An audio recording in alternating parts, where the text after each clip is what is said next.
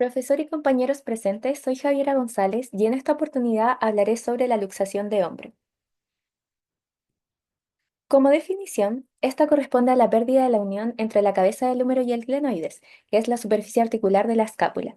Es la luxación más frecuente del cuerpo y se da con mayor frecuencia en pacientes jóvenes, sobre todo con factores de riesgo, como una luxación previa que sean deportistas o hiperlaxos. Respecto a los tres puntos más importantes de esta presentación, tenemos que más del 90% de los casos corresponden a una luxación anterior. El examen radiológico de elección para el enfrentamiento inicial es una radiografía de hombro AP verdadera más una axial de escápula.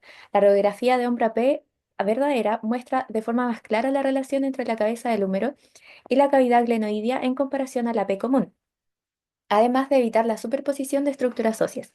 Por otro lado, la radiografía axial de escápula confirma si es una luxación posterior o anterior, que puede no ser evidente en una radiografía AP. Por último, el tratamiento consta en una reducción cerrada, la cual debe ser realizada por un médico capacitado para no agravar el daño ya presente en la articulación.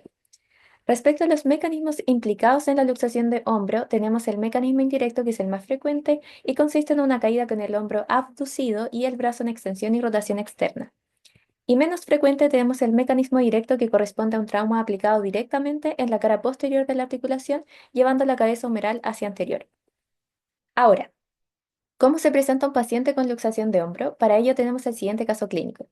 Este es un paciente masculino de 28 años sin antecedentes mórbidos previos que ingresa al servicio de urgencias tras sufrir una caída andando en bicicleta.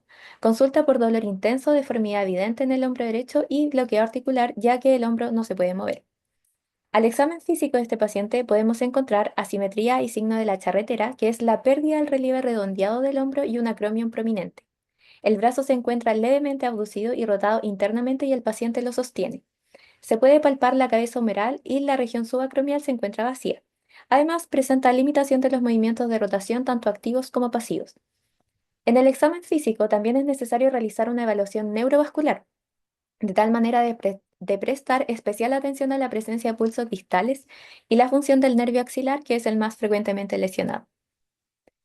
Respecto a las imágenes, como habíamos dicho al inicio de la presentación, el estudio imaginológico se centra en una radiografía AP que podemos ver en la primera imagen, donde se puede ver la cabeza del húmero totalmente desplazada y en este caso corresponde a una luxación de hombro antero-inferior. Luego tenemos la radiografía axial de escápula, en la cual se ve la típica Y y en el centro la fosa glenoidea, donde se debería encontrar la cabeza del húmero. Se puede ver entonces cómo la cabeza de este no se encuentra en su lugar, sino por anterior. En relación a las lesiones asociadas, las más frecuentes son la lesión de Bankart, que es una fractura que ocurre por la rotura de la parte inferior del reborde glenoideo al salir la cabeza del húmero, y Hill-Sachs, que corresponde a una depresión por impactación de la parte posterior superior de la cabeza humeral, que habla de una luxación de húmero previa. Pasando al tratamiento, este consiste en una reducción cerrada. Existen diversas maniobras ortopédicas descritas, siendo una de las más seguras y utilizadas la de Kocher. Esta reducción debe ser realizada idealmente bajo analgesia y sedación en el box de urgencia o bien bajo relajación muscular en pabellón. El paciente debe encontrarse sentado en decúbito supino, se debe flectar el codo en 90 grados y realizar una tracción y rotación externa hasta llegar a los 80 grados. Luego se realiza una aducción del brazo manteniendo tracción y rotación externa hasta llevarlo a la línea media. Finalmente se lleva a cabo una rotación interna del brazo colocando la mano sobre el hombro del lado opuesto. Es importante recalcar que siempre se deben repetir las radiografías por reducción para así confirmar una adecuada congruencia articular y descartar complicaciones.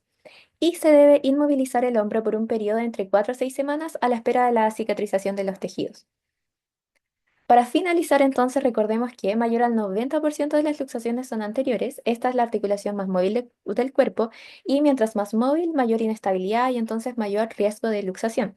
La radiografía AP de hombro verdadera y axial de escápula nos ayudarán a evaluar la congruencia articular, confirmar el diagnóstico, clasificar y evaluar la presencia de complicaciones, por ejemplo, como una fractura. Y como tratamiento se debe hacer una reducción cerrada. Una vez hecha esta, es importante confirmar la reducción con radiografía y se debe poner inmovilizador de hombro. Muchas gracias por su atención.